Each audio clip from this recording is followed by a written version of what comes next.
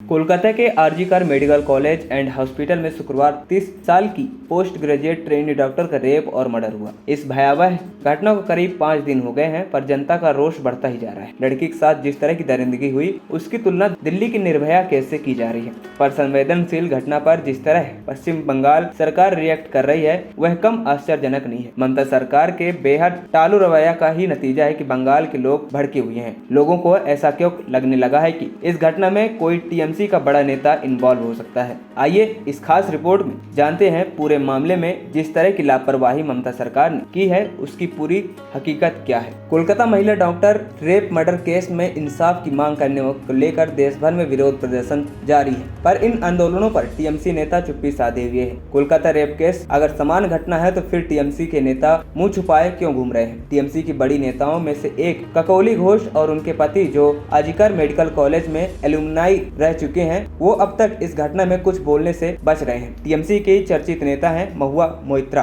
TMC के ticket पर सांसद हैं। आए दिन मोदी सरकार के खिलाफ सवाल पूछने के लेकर जहर उगलती रहती हैं, लेकिन उनसे कोलकाता रेप केस पे कुछ नहीं बोला जा रहा। वही घटनास्थल को सील न करके दूसरे कमरे में कंस्ट्रक्शन का काम शुरू करना। दरअसल कोलकाता के आरजीकर मेडिकल कॉलेज के हड़ताली डॉक्टर्स का कहना है कि अस्पताल के जिस सेमिनार हॉल में इस जघन्य अपराध की वारदात को अंजाम दिया गया है, उसे सील किया जाना चाहिए था, लेकिन सेमिनार हॉल को सील नहीं किया गया। यह सवाल काफी हद तक सही भी है। सड़क पर हादसे में किसी की मौत होती है तो उस जगह को कुछ देर के लिए ब्लॉक कर दिया जाता है। यहाँ तो एक लड़की को इतनी बुरी तरह से मारा गया है कि उसके हाथ पैर तक तोड़ दिए गए हैं। लड़की के शरीर पर कोई कपड़ा भी नहीं था। इसके बावजूद घटनास्थल को सील न करना जाहिर है किसी साजिश की ओर इशारा करेगा। वहीं प्रदर्शनकारी डॉक्टरों का कहना है कि सेमिनार हॉल खुला रहने के पीछे तर्क दिया जा रहा है कि वहां रिपेयरिंग का काम होना था, लेकिन रिपेयरिंग का काम सेमिनार हॉल के बगल के कमरे में होना था। सेमिनार हॉल के भीतर सीसीटीवी कैमरा भी नहीं था। ये एक तरह की लापरवाही है। प्रदर्शनकारियों ने सेमिनार हॉल के सामने निर्माण कार्य पर भी सवाल खड़े किए हैं। इनका कहना है कि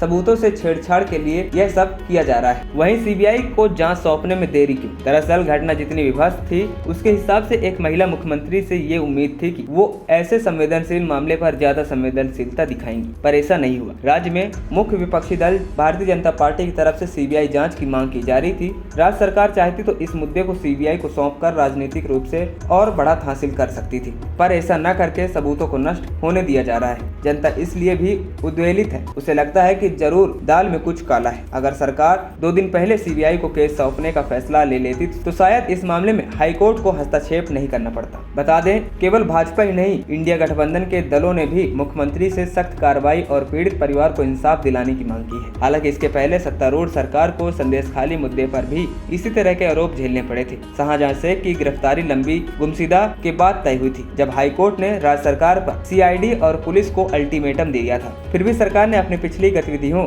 की गलतियों से सबक नहीं सीखा, क्योंकि जनता वोट तो दे ही रही है। खबरी चौखट की रिपोर्ट।